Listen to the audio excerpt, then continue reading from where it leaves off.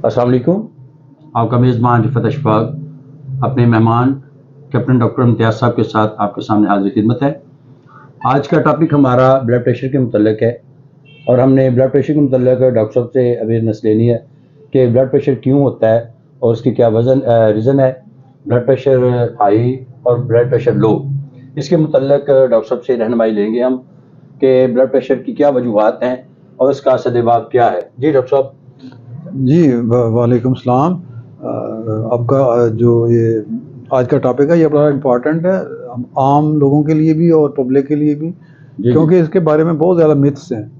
बेशुमार लोग जो हैं ब्लड प्रेशर को एक तरीक़ेकार के मुताबिक वो समझते हैं कि जैसे कोई खून की कमी है, इस तरह की कोई बीमारी है, ये कोई इस तरह की बीमारी है जी, ब्लड हो गया है।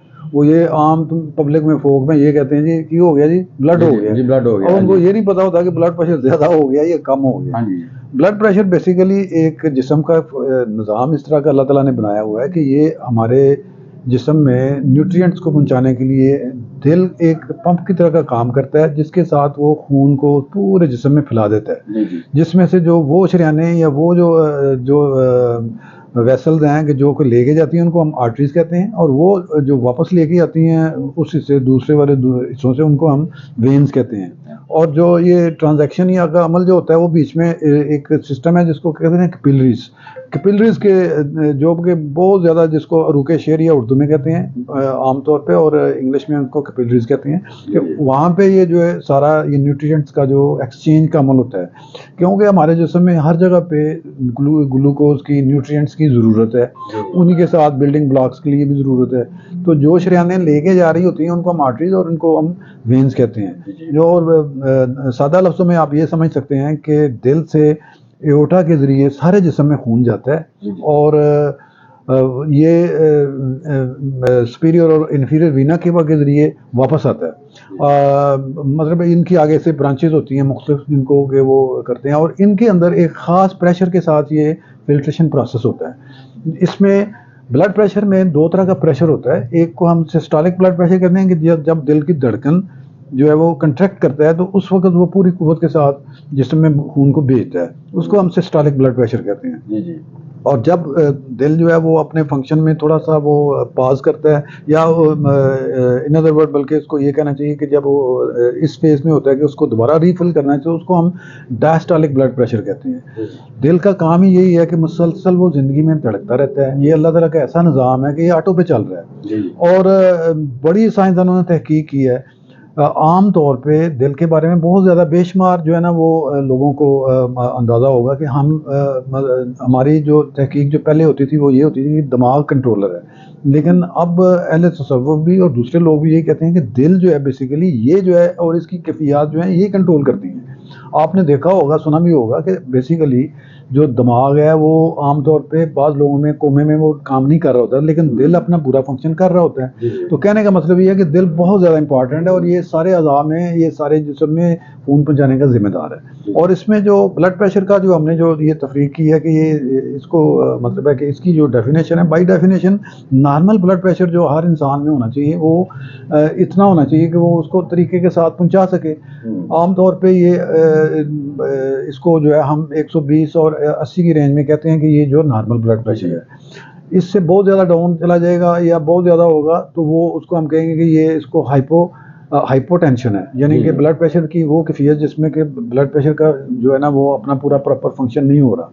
इसी तरह से थोड़ा सा ये ज़्यादा हो जाएगा तो उसको हम हाइपरटेंशन कहेंगे।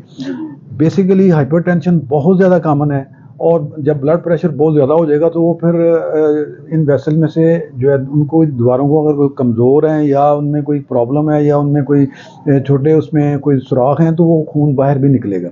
और यही फिनोमेना है कि जो हमारे दिमाग में स्ट्रोक होने का जो अमल है वो इसी से ही होता है।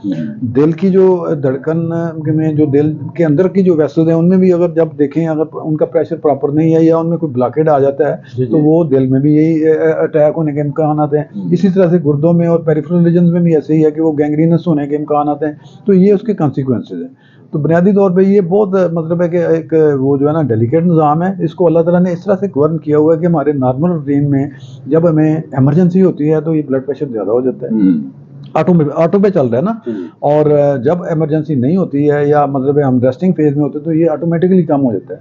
रात को जब हम सोते हैं तो इसमें ये जो है ना ये अल्लाह ताला इंटरनल वेरिएशन होती है कि जब हम आराम कर रहे होते हैं तो ये कम हो जाता है। अब थोड़ी सी इसमें जैसे आपका सवाल है कि ये क्या चीज़ें हैं इसमें, ये कि क्यों ज़्यादा होता है और रीज़न क्या है, इनके बढ़ने की क्या वजूहत हैं। तो जैसे हमने अपने पहली वीडियोस में भी थोड़ा जो है ना टच किया था और अभी भी जो है वो उसी को कंटिन्यूएशन करते हुए करते हैं कि ये सारी जो चीज़ें ये लाइफस्टाइल मॉडिफिकेशन की वजह से जो है ना बहुत ज़्यादा कॉमन है। ख़ास तौर पे सबसे ज़्यादा बड़ी जो वजूहत हैं दिल के दौरे की और दिमाग में स्ट्रोक की, उसमें जो हमारी फूड इंग्रेडिएंट्स हैं उनमें उनका रोल है। जो हमारी खुराक है वो अब प्रिपेयर्ड डाइट है, उसमें जो है ना वो बाहर से हम चीज़ें मंगवाते भी हैं, खाते भी हैं, प्रिपेयर्ड होते हैं और उसमें जो प्रेपरेशन वाली जो साल्ट्स हैं वो उनकी मिकदार बहुत ज़्यादा होती है और वो डेंजरस होते हैं। ये रिसर्चेज ने साबित किया है ये जितनी भी मैं आपसे ये गुफ्तगू कर रहा हूँ इसमें ये सारी की सारी चीज़ें अप्रूव्ड हैं। और सिमिलरली जो हम खाना खाते हैं, जो पहले जैसे हमारे सादे खाने होते थे वो अब नहीं है, वो कॉम्प्लिकेटेड खाने खाते हैं हम, उसमें बेशुमार चीज़ें और मिलाते हैं, चीनी, गोड़ शोड़ का और बाकी चिकनाइयों का खुला डुला इस्तेमाल करते हैं। और ख़ास तौर पे हमें ये हमारे मिथ है दिमाग में कि हम जितना ज़्यादा खा लेंगे तो उतनी कुव्वत और ताकत ज़्यादा आएगी और ज़्यादा हम अच्छे हो जाएंगे। वो चीज़ उस लिहाज से तो दुरुस्त थी उस ज़माने में कि जब लोग काम करते थे। अब अगर हम खाएंगे और कोई आउटपुट नहीं देंगे तो उसका यही होगा और कि वो अल्टीमेटली हमें जो है ना वो एक हैं कि जो टाइमिंग है खाने की वो बहुत गलत हो गई है।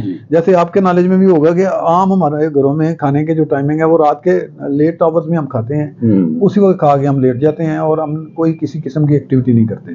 तीसरा बड़ा मेजर रीज़न है वो ये है कि फिजिकल एक्टिविटी का ना होना, सीडेंटरी जो लाइफस्टाइल है हमारा, बैठते हैं बैठे रहेंगे, छोटे से छोटा काम करना होगा तो हम जो है ना वो उस पर गाड़ी पे, बाइक पे या उस पर जाएंगे, पैदल चलने की हमारी आदत ही नहीं है। और ये सबसे बड़ी जो है ना ड्रॉबैक है। मुझे याद है कि अपने ज़माने तालिब इल्मी से लेकर मेडिकल कॉलेज में जाने तक और आर्मी में जाने के तक और बल्कि बाद में शादी तक मैंने ज़िंदगी में हमेशा पैदल चलने को प्रेफरेंस दी और मुझे अभी भी बहुत ज़्यादा शौक है। और ये मैं अपनी तारीफ नहीं कर रहा हूँ, ये मेरा ख्याल है हमारे एज के लोगों के सबको ही ऐसे ही होता था, आपको भी याद होगा। तो पैदल चलने में हम अपने स्कूल कॉलेज और अपने इवन जो एम्प्लॉयमेंट स्टेज पे, मैं तो जब कैंट में मैंने ज्वाइन किया उधर सियालकोट में भी, तो उस वक्त भी कुछ 4-5 किलोमीटर पैदल चल के गया था मैं, यानी आर्मी में कमीशन लेते हुए भी ऐसे ही हुआ। तो ये मसला ये है कि पैदल चलना हमारे लिए बहुत ज़्यादा ज़रूरी है, सबसे जो है ना बेहतरीन एक्सरसाइज है। और ये हम मतलब है कि हमारे तकरीबन रूटीन लोगों में ये मुकम्मल तौर पे ख़त्म हो गई है। तो जो लैक ऑफ एक्सरसाइज इसको आप कह सकते हैं या लैक फिजिकल एक्टिविटी, ये सीडेंटरी और जो लाइफस्टाइल है वो, और डाइटरी जो चेंजेस हैं वो, और टाइमिंग उनकी वो, और प्रिपेयर्ड फूड, और फिर इसमें जितने भी वो जो एडिटिव्स हैं या जो प्रिजर्वेटिव्स हैं वो सबसे मेजर उनका रोल। और फिर ये चिकनाइयाँ जो हैं ख़ास तौर पे जो हमारे लिटरेचर में ये है जी कि ये हम ऑयल्स ले लेते हैं, ये सारी की सारी डेंजरस हैं, ये किसी भी सूरत में हमारे लिए बेहतर नहीं है। तो अगर हमने इसको जो है एड्रेस करना है इस इशू को, तो हमें इन सारी चीज़ों के ऊपर जो है ना वो एक थाट देनी पड़ेगी, अपनी डाइट्स को चेंज करना पड़ेगा। सबसे जो बेस्ट है जो आपके यानी कि तो से मैं ये कहूँगा कि अपनी चिकनाइयों में हमें जो है ना चेंजेस लाने चाहिए। हमने जो ऑयल शेल्स का या दूसरी जो जितनी भी बाहर वाली चीज़ें जो खाते हैं उसमें उसका इस्तेमाल खुला डुला किया हुआ है, उसमें उसको रोकना चाहिए। ऑयल मान लीजिए जो या बेस्ट तो अल्लाह ताला ने वही रखा है, जो मान लीजिए जैतून का तेल है और जो नारियल का तेल है, सरसों का तेल है और देसी घी है। हमारे बरसीर के या इस कॉन्टिनेंट के इस हिस्से के लोगों के लिए ये बेस्ट था। तो वेस्टर्न मीडिया ने तो सर्च करके इसको जो है ना उस वक्त भी काउंटर किया और उसको कहा जी ये तो बड़ा वो होता है। और अब लेटेस्ट कितनी रिसर्चेज ने बाद में शो किया है कि देसी घी बहुत अच्छा है। हम कहते समझते रहे हैं बचपन में कि देसी घी बड़ी ताकत की चीज़ है तो उसको वो नहीं खाना, ये तो मतलब बड़ा वो तो हो जाएगा, ये हो जाएगा, वो हो जाएगा। हालांकि देसी घी में जो बेसिकली हीट को टॉलरेट करने की जो सलाहियत है बहुत ज़्यादा है, इसी तरह जैतून के तेल में है। और बाकी जितने वेजिटेबल ऑयल हैं जिनको हम यूज़ कर रहे हैं बड़े खुशी के साथ कर रहे हैं कि जी ये कनोला ऑयल है और ये दूसरा ये अबीब ऑयल है और ये सुपर ऑयल है, जो सारे ऑयल इंक्लूडिंग ये मैं किसी उनमें ये है कि उनमें आप एक दफ़ा यूज़ करेंगे और दूसरे वो आपको वो रिजल्ट नहीं देते, वो बिल्कुल दोबारा आप यूज़ करेंगे वो डेंजरस है आपके लिए बहुत ज़्यादा। मतलब उसमें सारी तब्दीली आ जाएगी, मसनूई चीजें आ जाती हैं, मसनूई चीजें आ मसनूई सारी पे शामिल होती हैं। तो इन चीज़ों का एक तो ये करना चाहिए। दूसरे डाइट में जो है ना हमें सादगी इख्तियार करनी चाहिए, अपना जो है गंदम का या मतलब इसका भी इस्तेमाल जो है प्रॉपरली करना चाहिए, और सारी चीज़ों का अल्लाह ताला ने जितनी नेमतें बनाई हैं सबको खाना चाहिए, और इस तरीके के साथ खाना चाहिए कि जब भूख हो। देखें वो प्रिजर्व, वो जो प्रोवर्ब है फिर इधर काम आती है कि जब भूख हो तो उस वक्त खाना चाहिए, और उतना खाना चाहिए कि पेट को जो है ना वो जो है वो टॉलरेट करे। एक हिस्से में खाना चाहिए, एक हिस्से में पानी रखना चाहिए, और एक हिस्से को खाली करना चाहिए। अगर हम इस पे यकीन करते हैं, चलते हैं, अमल करते हैं, तो ये ब्लड प्रेशर के लिए हमें कोई खास कोई बहुत ज़्यादा तरद्दुद नहीं करना पड़ेगा। बाकी जहाँ तक कोलेस्ट्रोल के बढ़ने की वजह से कुछ ब्लड प्रेशर ज्यादा होते हैं, कुछ मेदे की खराबी की वजह से भी blood pressure, cholesterol level patient का बिल्कुल नॉर्मल है, टीजी उसका बिल्कुल नॉर्मल है, लेकिन फिर भी उसका ब्लड प्रेशर हाई हो रहा है। जी, ब्लड प्रेशर की हो सकता है, उसका कोई और रीजन हो सकता है, क्यों होता है उसकी रीज़न सर ये है ना कि जो कोलेस्ट्रोल है, या वो तो एक आप हमारे नॉर्मल मिथ ये है कि कोलेस्ट्रोल है, कोलेस्ट्रोल का एक रोल होता है वैसे ही जिस्म में। कोलेस्ट्रोल नॉर्मली भी हमें चाहिए, और हमारे जिस्म में इसकी हार्मोन को प्रोडक्शन करने के लिए ना ये कोलेस्ट्रोल लाजमी चाहिए होता है। ट्राइग्लिसराइड का ये है कि ट्राइग्लिसराइड वो चिकनाई है जो चिकनाई तहकीक ने ये साबित की कि ये अच्छी नहीं है, लेकिन ब्लड प्रेशर सिर्फ इन्हीं से नहीं बढ़ता, उसके लिए दूसरे जो फैक्टर्स है वो भी हैं। और जो मैंने जैसे ये कुछ फैक्टर्स ये बताए हैं, इसके अलावा सबसे बड़ा जो मतलब बीच में मैं उसको मतलब है कि दोबारा ऐड कर लूँ कि जो इकोनॉमिक प्रेशर हैं और जो टेंशन हैं, ये हमारी सोसाइटी में हद से ज़्यादा हो गई हैं, और ये बहुत बड़ा फैक्टर है। आपने देखा होगा कि जब दिमागी तौर पे हम परेशान होते हैं तो हमारा जो है ना वो चेहरा सुर्ख हो जाता है, या बात जब हम बहुत ज़्यादा कोई टेंशन लेते हैं तो हमारे जिस्म में देखें इसके मुख्तलिफ एस्पेक्ट्स हैं। बाज़ लोगों को डायरिया भी हो जाता है, यानी टेंशन डायरेक्टली असर करती है हमारे ऊपर। तो जो दिमागी सोच है वो, और टेंशन और परेशानी जो है, और ख़ास तौर पे जो एक गैर यकीनी सूरत हाल है जैसे हमारे मुल्क में आजकल चल रही है, काफ़ी देर से चल रही है, तो इसमें सारे लोग परेशान हैं। क्या ट्रीटमेंट क्या है इसका? ट्रीटमेंट इसका यही है कि अल्लाह ताला की तरफ हम रुजू करें, अल्लाह ताला से हम अपना इस्तिग़फ़ार करें, और उससे जो है ना मांगे। देखें मतलब हमारे ज़हन में ये होता है कि हमने जो है ना रिज़्क़ जो है ना वो अल्लाह ताला ने देना है हमें, हर जो हमारे ज़हन में ये होता है कि हम बड़ी एफर्ट से अपने से करते हैं, अपनी एफर्ट से हम नो डाउट कि अल्लाह ताला का हुक्म है उसको हम करते हैं, सुनत समझ के करना भी चाहिए कि हमने काम करना है, लेकिन राज़िक़ तो वो है। और कोई ऐसा कोई दिन मैं अपने ज़िंदगी में नहीं देखता हूँ, या लम्हा नहीं देखता हूँ कि जब अल्लाह ताला ने रिज़्क़ ना दिया हो।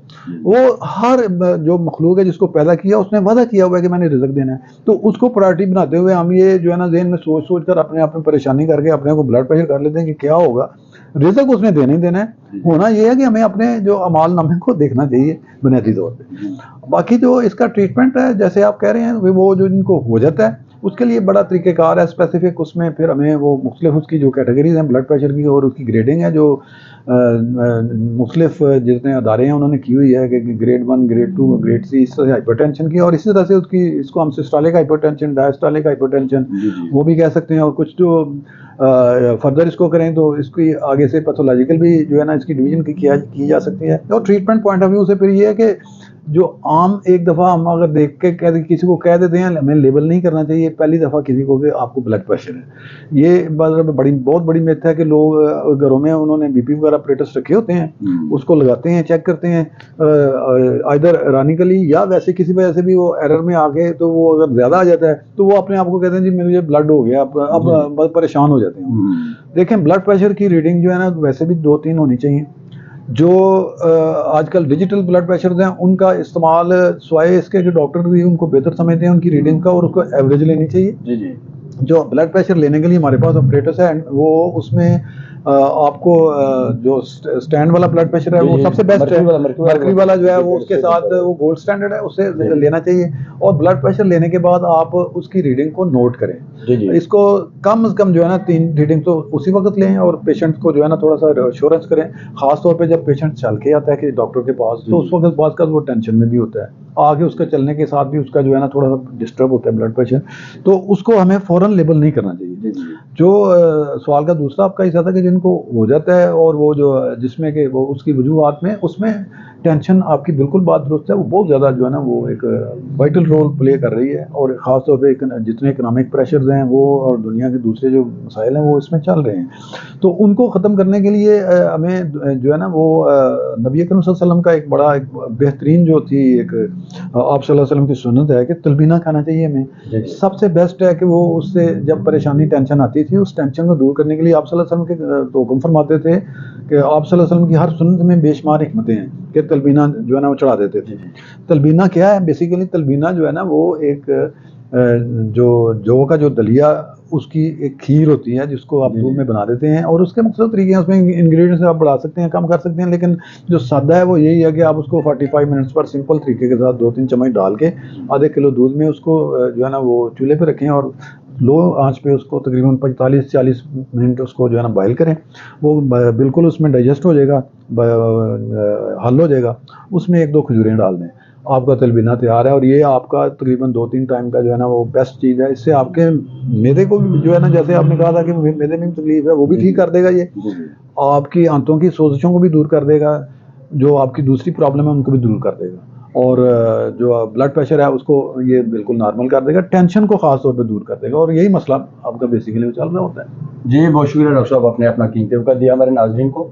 नाज़रीन, डॉक्टर साहब के कहने का मकसद ये है कि आप अपनी डाइट को ठीक करें और चिकनाइयों से परहेज़ करें, गोश्त वगैरह का कम इस्तेमाल करें, सब्जियात का ज़्यादा इस्तेमाल करें, और तलबीना बता रहे थे डॉक्टर साहब कि जौ का दलिया बना के उसका इस्तेमाल करें, बहुत बेहतर है। और रात का खाना खाने से, नींद लेने से 2 घंटे पहले आपने खाना खा के हल्का फुल्का वॉक करना है, उसके बाद आपने सोना है। फ़ौरन खाना खाने के बाद आपने सोने नहीं जाना। दूसरा, आपने सुबह की सैर लाजमी करनी है, और अपनी सेहत का बहुत ज़्यादा ख्याल रखिएगा। इंशाल्लाह नेक्स्ट प्रोग्राम के साथ हम हाज़िर खिदमत होंगे। अस्सलाम वालेकुम रहमतुल्लाह। वालेकुम अस्सलाम।